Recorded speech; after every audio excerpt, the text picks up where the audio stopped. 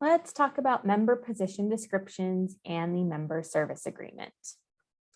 So member position descriptions are similar to a job description. They're not exactly the same, but they are similar. They describe the activities the member is going to do. Unlike a job description that might have other duties as assigned listed, member position descriptions don't include that language. There's a very specific set of activities that the member is meant to do. However, that doesn't mean that you won't write the position description to be as open-ended as you possibly can under a particular umbrella of activities. The position description must comply with AmeriCorps regulations, so keep all of the non-duplication, non-displacement language in the back of your head. And it becomes a pared down version is what is listed in eGrants as a service opportunity listing. Often the member position description fully doesn't fit within the service opportunity listing requirements.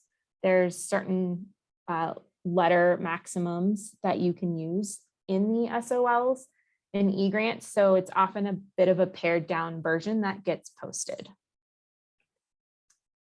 So the member service agreement is essentially a contract between the host site, the program organization, and the member.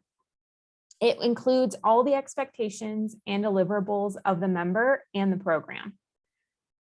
Sections can be copied word for word from the CFR or the Code of Federal Regulations, so that you know specifically this is what it says, this is what we're being held to. An example of what would be copied word for word would be the prohibited activities list. Word for word, that can be copied straight into the member service agreement.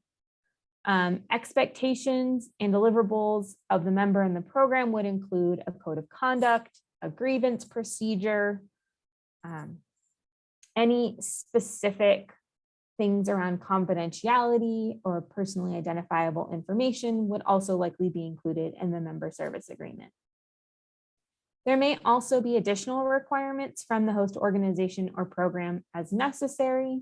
If you're working with a specific population that has additional requirements in there, some programs require that members have a good driving record because they might be driving students from school to an after school program site. So that may be a requirement that is program specific. And then it holds the member accountable for their actions during their term of service. So again, this is essentially a contract and is the go-to for what members are being held to. So if something pops up and there's an issue, you can always tell the member, check your member service agreement. That is what you agreed to. For monitoring, both the member service agreement and position descriptions are reviewed by a Serve Colorado program officer prior to the member starting service. We do this for a couple reasons. We want to ensure that all federal requirements are included.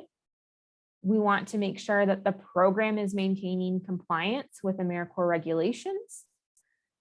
We want to provide guidance on ways to streamline processes. So whether that's the member service agreement, if there's a lot of different pieces of paper floating around that can all be compiled into one document with the member service agreement, we want to help you with that.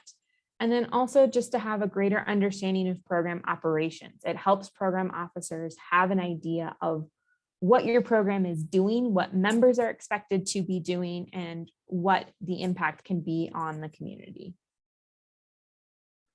So a couple questions to consider when you are looking at the member service agreement and member position descriptions. Are position descriptions free of prohibited activities and the perception of other duties as assigned? So remember, members cannot engage in any prohibited activities during service hours, and they may not be tasked with other duties as assigned.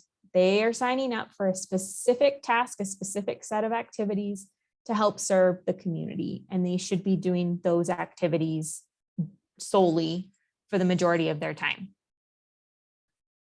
And then the member service agreement needs to be signed on or before the first day of service.